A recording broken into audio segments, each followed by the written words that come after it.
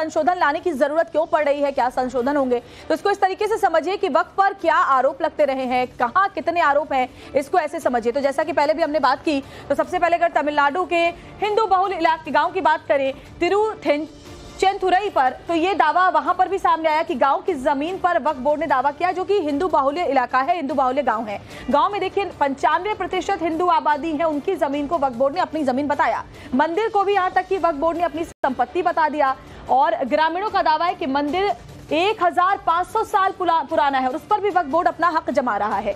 2021 में दिल्ली वक्फ बोर्ड की हाईकोर्ट में याचिका भी लगाई उनकी तरफ से। याचिका में सेंट्रल विस्टा प्रोजेक्ट की बात कही गई, यानी देखिए प्रोजेक्ट के तहत आने वाली 6 संपत्तियां वक्फ बोर्ड ने अपनी बताई थी। यानी इसको इस तरीके से अगर सामान्य शब्दों में आप समझे कि जिस जमीन को वक्फ बोर्ड अपनी बता देता तो वक्फ बोर्ड को उसके लिए कोई दस्तावेज देने की जरूरत नहीं पड़ती है, वो सीधे वक्फ बोर्ड के हिस्से में चली जाती है। 6 में से 5 तो मस्जिद है जो कि 100 साल पुरानी है। बोर्ड ये बात भी, ये दावा भी कर रहा था। बोर्ड ने संपत्तियों को बचाने की मांग भी की है, जो कि सेंट्रल विस्टा प्रोजेक्ट के अंतर्गत आती है। तो ऐसे कई मामले कई दफे सामने आए जिसको लेकर के सवाल उठे, वक्फ बोर्ड पर आरोप भी लगे।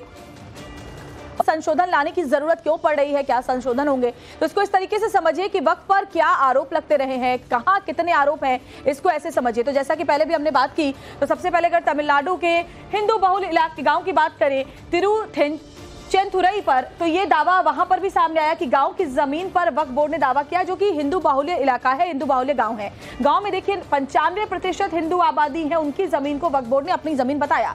मंदिर को भी यहां तक कि वक्फ बोर्ड ने अपनी संपत्ति बता दिया और ग्रामीणों का दावा है कि मंदिर 1500 साल पुराना है और उस पर भी वक्फ बोर्ड अपना हक जमा रहा है। 2021 में दिल्ली वक्फ बोर्ड की हाईकोर्ट में याचिका भी लगाई उनकी तरफ से। याचिका में सेंट्रल विस्टा प्रोजेक्ट की बात कही गई, यानी देखिए प्रोजेक्ट के तहत आने वाली 6 संपत्तियां वक्फ बोर्ड ने अपनी बताई थी। यानी इसको इस तरीके से अगर सामान्य शब्दों में आप समझे कि जिस जमीन को वक्फ बोर्ड अपनी बता देता तो वक्फ बोर्ड को उसके लिए कोई दस्तावेज देने की जरूरत नहीं पड़ती है, वो सीधे वक्फ बोर्ड के हिस्से में चली जाती है। 6 में से 5 तो मस्जिद है जो कि 100 साल पुरानी है। बोर्ड ये बात भी, ये दावा भी कर रहा था। बोर्ड ने संपत्तियों को बचाने की मांग भी की है, जो कि सेंट्रल विस्टा प्रोजेक्ट के अंतर्गत आती है। तो ऐसे कई मामले कई दफे सामने आए जिसको लेकर के सवाल उठे, वक्फ बोर्ड पर आरोप भी लगे।